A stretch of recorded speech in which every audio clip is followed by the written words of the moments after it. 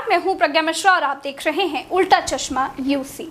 अब आओ, अब पाकिस्तान से अपने कोरोना की भी बराबरी कर लो। नहीं करोगे? क्यों? करनी चाहिए। अब तक तो आप वो डॉक्टर थे जो हर मर्ज का इलाज पाकिस्तान को बताते थे। बोले देश की इकोनॉमी बहुत खराब कंडीशन में है। वो टीवी से धारते थे कि पाकिस्तान से तो अच्छी है। बोले देश में बेरोजगारी दर बढ़ रही है। वो कहते थे पाकिस्तान से तो अच्छी है।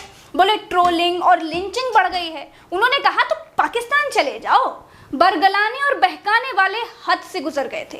पाकिस्तान के पीछे छिपकर अपनी नाकामियां छिपाते थे, लेकिन इन रंगे सियारों का रंग कभी न कभी तो उतरना ही था, और अब उतर गया है। जिन्होंने अपनों को दवाई की कमी से, बेड की कमी से खोया है ना, हम सारे देशवासियों की गलती है कि हमने पाकिस्तान से आगे होने की खुशी में अपनी सरकार से कभी अस्पताल नहीं मांगे, मेडिकल सुविधाएं नहीं मांगी, कभी स्कूल नहीं मांगे, मेडिकल स्ट्रक्चर नहीं मांगा। उन्होंने आपको मंदिर मस्जिद में उलझाया और आप उलझे रहे। नाकाम सरकारों की कीमत हमेशा जनता को भुगतनी पड़ती है। सरकार का क्या है, आती जाती रहती है।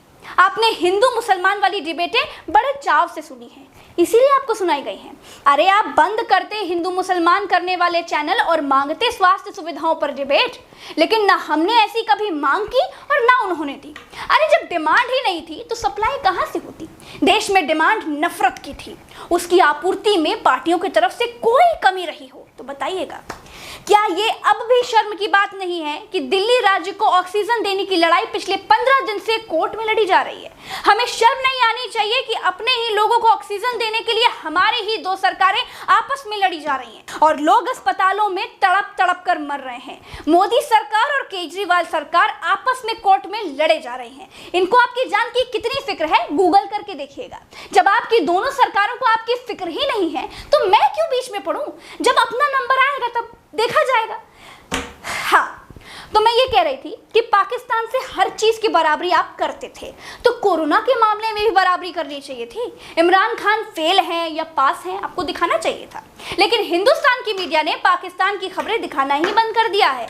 जब कोई खबर ही नहीं दे रहा है तो हमसे ही जान लीजिए, क्योंकि हम वो बताते हैं जो आपको रात को 9 बजे नहीं बताया जाता। तो भाई साहब, कोरोना से हाहाकार के मामले में हमारा देश भारत दुनिया में दूसरे नंबर पर है और मौत के तमाशे में हमसे आगे केवल संयुक्त राज्य अमेरिका है और पाकिस्तान 29वें नंबर पर है। अंधभक्त खुश हो सकते हैं कि भैया उन्होंने पाकिस्तान को कोरोना के मामले में भी पीछे छोड़ दिया। फर्स्ट नहीं आ पाए तो क्या, दूसरा स्थान तो पा लिए। बस आगे अमेरिका ही बचा है, अब टॉप पर पहुंच जाएंगे। तो वैसे ना सही तो ऐसे सही भैया, विश्व गुरु बन जाएंगे। भारत में अब तक 2,30,000 लोग कोरोना से मारे गए, 2 करोड़ लोग बीमार हुए। पाकिस्तान देखिए कितना पीछे रह गया है। 8 लाख बीमार हुए और 18,000 लोग मर गए।